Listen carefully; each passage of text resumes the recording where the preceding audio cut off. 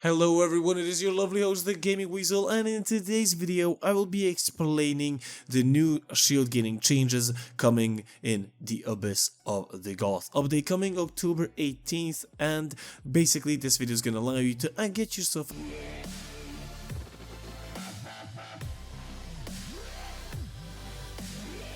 Hello everyone, it is your lovely host the Gaming Weasel, and in today's video I will be explaining the new shield gaining changes coming in the Abyss of Dagath update coming October 18th, and basically this video is going to allow you to get yourself acclimated and also maybe revisit some of your builds for the new update. So let's start off with a couple of interesting new things. We have increasing the shield resistance from 25% to 50% to all damage types. That's going to be incredibly good, especially with some Warframes that have a lot of shields. Hildren, I'm looking at you. And we do have some shield mod recharge changes with some mods up on the screen right now. You can see it right there for fast deflection, fortitude, and vigilante vigor. So you can see what they're going to be adding and removing right there, because I want to get further into detail of shield gating. Now, shield gating at this exact moment before the update is currently your shields break, you get 1.3 seconds of invulnerability. Now, with the new update, it is going to be dependent on your modded values, and the window can range anywhere from 0.33, which is the minimum duration of invulnerability, to 2.5 seconds, which is capped at 1150 shields. So basically going above 1150 is not going to give you increased invulnerability, it's gonna stay at 2.5. To receive the original 1.3 seconds that we had before, your Warframe needs to have around 335 seconds or 35 shields upon shield break. So if you, for example, you're playing, let's say, Hildren for some reason, and you're going into the game playing, damaging your shields, if you have above 1150 at the moment of your shields breaking, you will get the 2.5 seconds. If you have, let's say, 325 shields left at the exact moment, and then you're going to get the 1.3 from before. Now, quickly, on the screen right now, we do have a chart. The red line is the new, system that's going to be added in with the shield amounts, and the big blue dotted line is going to be how it is at the moment pre the Abyss of Dagath update. So as you can see, it's pretty linear for the blue line because it's always at 1.3 seconds, it doesn't change. And as you can see with the shield value around somewhere 325, with the red and the blue line meet, which is of course is going to be happening in the new way as well when the update comes out, but it does scale and flatten out at the top. So basically meaning what I just explained a couple of seconds ago. Now, we also, or I guess they, shield breaks that were not fully regenerated offered 0.33 seconds of shield gating.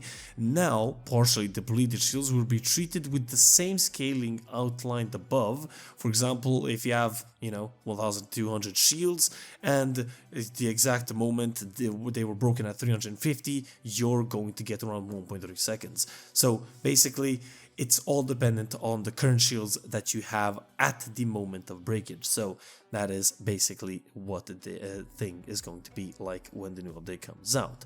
Now, they also added a new corrupted mod formed in, of course, Deimos and Horrend, for example, which would be the fastest way through vaults, catalyzing shields. Now, what this is going to do is this is going to replace the decaying shadow key, or the dragon key, sorry, that we use at the moment. So it's going to reduce our shields by 80%, with, of course, modded shields as well, keeping that in mind, with a guaranteed 1.33 seconds of shield brigading upon full shield depletion. So basically it doesn't matter the amount because they're so small and the differences are so small, you're basically almost always going to get 1.33 seconds.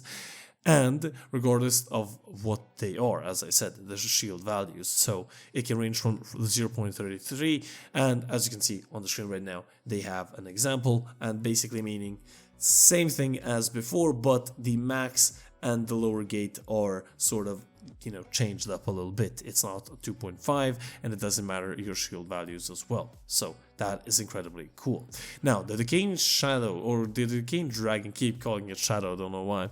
The Decaying Dragon Key will be getting some changes as well. Now, they were meant basically to increase difficulty, which of course makes sense, but they've capped it at maximum 0.33 seconds. So it basically is not worth even using the Decaying Dragon Key in anything other than the missions that you're going to use them in. For example, Deimos Corrupted mods runs. But other than that, for shield getting, definitely not if you plan on doing long runs. Now, Hildren's passive has also been changed from 3 seconds up to 3.5 seconds shield duration, but the cap still stays the same for her as well, so it's 1150 shields is going to be the max 3.5 seconds. I'm going to be doing a lot of testing with Hildren, seeing what's going to be going on with that, but we'll of course that in due time. Nonetheless, basically how the new system is going to work is dependent on your shield value of the moment that it breaks. You are going to get a certain amount of seconds of invulnerability. You're going to have to prefer having maybe one mod that's going to give you shields, which is going to sacrifice a slot, of course. And if you're going to use catalyzing, I forgot what the actual mod's called, catalyzing shields. Yes, if you're going to use catalyzing shields, then you're going to have and sacrifice one more mod slot for that mod as well. So keep that in mind. Shields, I think, are going to be a little bit more important now. On Hildren, they're going to work a little bit differently, but in general, what the gist of it is, get more shields, you get more duration. It's not always the same, it's all dependent on your shield values, and that is basically the gist of it. Now, I think Brief Respite is still going to work, and all the mods that used to work are still going to work, other than, of course, the Decaying Dragon Key, which is going to be useless now for shield gating. So, hopefully, I explained that pretty well. I'm pretty sure I did. Hopefully, you guys understand everything. If you do